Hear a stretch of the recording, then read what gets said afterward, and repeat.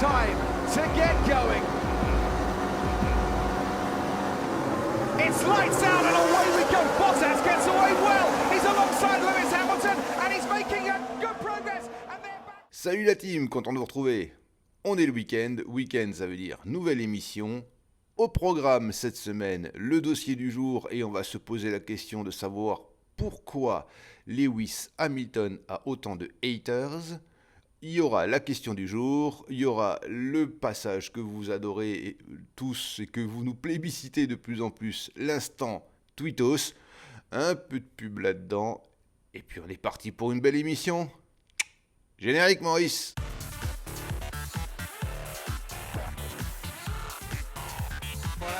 This is Lewis Hamilton. Not the way too badly you feel, but Bottas. Formula One. Et donc, le dossier du jour, on va se poser la question de savoir pourquoi Lewis Hamilton a autant de haters. Et oui, c'est quand même un grand champion, quoi qu'on en dise, le plus grand champion, quoi qu'on en dise. Bien sûr, en termes de titre de champion du monde, il est à égalité, mais par contre, au-delà, il a pété toutes les stats. D'ailleurs, je vais vous remettre ces statistiques directement sur l'écran, comme ça, on est d'accord, c'est un grand champion. Bon. Ok, ça c'est dit, pourquoi il a tant de haters? Et là, s'ouvre un champ de possibilités énorme. Alors, certains diront que c'est parce que il a gagné tous ses titres sous Mercedes, quasiment. Et donc, meilleure voiture du plateau, Mercedes dominait l'ère hybride ancienne génération, on va l'appeler comme ça. Et donc, normal qu'il soit champion du monde. Quand il ne l'a pas été, ça a été Nico Rosberg, aussi avec Mercedes. Donc, domination exceptionnelle de Mercedes, c'est normal qu'un pilote Mercedes soit champion du monde, donc il perd de sa légitimité. Pas tout à fait sûr, mais c'est une explication. L'autre explication viendrait du fait de sa victimisation. Beaucoup de monde lui reproche ça, c'est-à-dire qu'on trouve souvent qu'il se victimise un peu beaucoup, qu'il pleurniche un peu. Le dernier exemple en date, c'était hier, pendant les qualifs, sur la Q2, il y a eu un moment où ils ont passé une interview parce qu'il veut investir maintenant chez Manchester United, je crois, ou Chelsea, je ne sais plus, un des deux clubs là, et il veut investir dedans. La première chose qu'il dit, c'est qu'il a toujours aimé le foot, mais que quand il était petit, parce qu'il était de couleur, on ne le voulait pas dans les équipes. Et constamment, en fait, il remet sa couleur de peau en avant. Je ne suis pas sûr que ce soit la bonne façon de faire, et je ne suis pas sûr que ce soit sa couleur de peau qui fait en sorte qu'il ait des haters. Je ne vois pas la corrélation entre les deux, j'ai du mal à la comprendre en tout cas. Et donc je trouve qu'il se victimise un peu beaucoup par rapport à ça. Est-ce que c'est pour ça qu'il a un peu plus de haters que d'autres? Possiblement, mais je dirais pas non plus que c'est vraiment structurellement la chose la plus sûre pour laquelle il ait des haters. Ensuite, on peut se dire qu'il a des haters tout simplement parce qu'il est nonchalant, qu'il est bling-bling, qu'il est très américain alors que normalement, on va dire l'ADN... Tiens, l'ADN, pas mal celle-là, non? L'ADN Formule 1, c'est plutôt européen. Et comme il s'est très américanisé à un moment donné, à aller les week-ends se faire des soirées aux États-Unis et revenir et gagner des grands prix, et cette nonchalance un peu et cette américanisation n'a peut-être pas plu aux fans de F1. C'est une possibilité. Pour le furet, lui, il voit autre chose. D'ailleurs, je vais vous mettre son commentaire sur le côté et on va le lire ensemble. Et donc voici l'avis du furet concernant Lewis Hamilton et pourquoi Hamilton a tellement de haters. Depuis son arrivée en Formule 1 avec McLaren, Lewis Hamilton peut être sûr d'une chose, il ne rend personne indifférent. On aime ou on déteste. Pourquoi on ne l'aime pas? Je pense que le problème qu'il rencontre aujourd'hui vient de ses débuts. À son arrivée chez McLaren, le poste de premier pilote était détenu par le double champion du monde, Fernando Alonso. Petite magouille et petits arrangements l'ont vite relégué au second plan. Hamilton étant dans les petits papiers de cher Ron Dennis, déjà coutumier du genre en réitérant l'exploit déjà accompli et non réussi d'un petit coup de...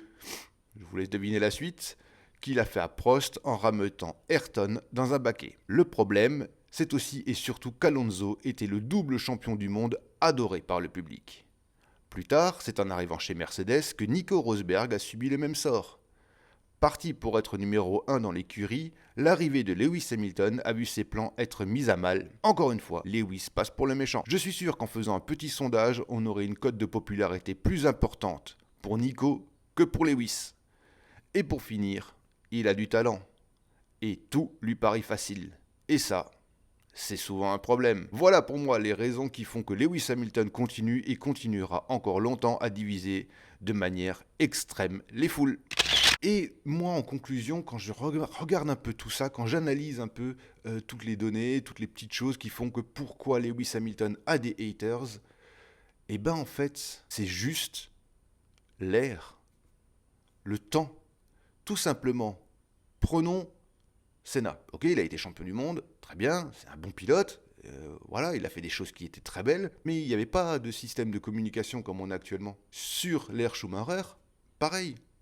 On avait les infos qu'on voyait à la télé, les courses qu'on voyait à la télé, et c'était à peu près tout. Il n'y avait pas de système d'expression où les gens pouvaient s'exprimer, parce que je suis sûr et certain que, vu la manière de conduire de Michael Schumacher, il aurait eu aussi beaucoup de haters. De nos jours, on a des plateformes d'expression qui se multiplient, on en a des dizaines et des dizaines. Étant donné qu'il a une grosse fanbase et donc qu'on parle énormément de lui, il est normal qu'à un moment donné, c'est des mathématiques, eh ben, on a un retour de gens qui ne l'aiment pas ou qui le critiquent. Et donc forcément, ça crée une base de haters, entre guillemets, parce que c'est pas que des haters, hein, on prend ce terme-là, ces gens qui critiquent. Ils ont le droit de critiquer, qu'ils aiment pas, ils ont le droit de donner leur avis, et puis les plateformes de réseaux sociaux sont faites pour ça. Et c'est juste ce petit détail-là qui donne la différence par rapport à d'autres champions du monde, c'est juste les plateformes.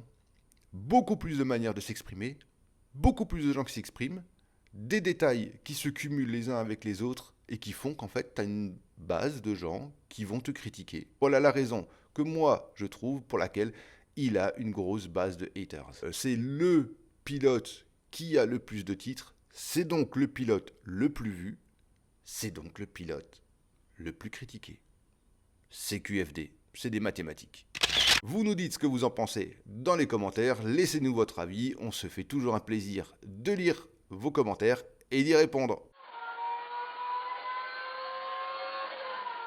Petite page de pub pour vous rappeler que vous pouvez bien évidemment vous abonner. Et d'ailleurs, merci à tous les nouveaux abonnés. C'est super sympa de voir que la communauté grandit. Plus on a d'abonnés, plus on va pouvoir faire des petites choses. Donc c'est cool. Donc vous pouvez vous abonner, activer les notifications, aller sur Facebook et Instagram pour le petit suivi de ce qu'on fait. Et un peu plus sur Twitter si vous voulez discuter avec nous.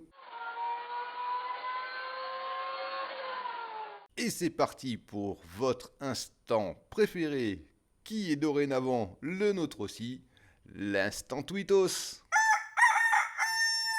Et on commence par le tweet numéro 1 de Scuderia Ferrari France qui nous dit que Charles Leclerc malheureusement s'est fait poucave une montre à 300 000 €.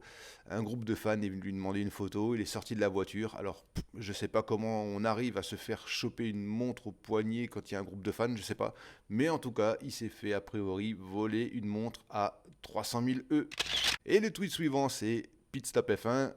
Il nous dit « Je vais vous parler l'autre jour de ces écuries qui enlèvent de la peinture pour perdre du poids. C'est flagrant ici. » Et oui, on la voit bien, la Williams, hein, elle a perdu un peu de couleur pour perdre du poids. Réponse immédiate de notre furet national. Les différentes écuries avaient déjà abandonné le vernis pour gagner du poids. Et on a pu le voir ces dernières années, elles sont un peu plus mates que d'habitude. Tweet suivant qui vient de Red Bull Racing. Vitesse versus fiabilité. Une comparaison de Red Bull contre Mercedes sur les 3 premiers Grands Prix de la saison. Et voilà, tout est dit. Et on a un tweet de BF1. Alors, selon AMSU, Mercedes, McLaren, Aston Martin et Alpine ont demandé à la FIA d'enquêter sur les relations Ferrari-Haas. L'équipe américaine utilise la soufflerie, l'ancien simulateur et les bureaux des bâtiments de Ferrari. À ça a répondu la Scuderia Ferrari France et qui nous dit que pour l'instant, l'enquête n'a pas été lancée. On va attendre la réponse de la FIA. Et bien évidemment, vous le connaissez, le furet, quand on parle de Féfé, il est toujours là. Et il nous a raconté que Ferrari fournit As depuis le début. Le design des deux autos n'ont rien à voir. Cette année, les pièces ne sont plus un secret pour aucune écurie, selon la réglementation. Alors où est le problème ?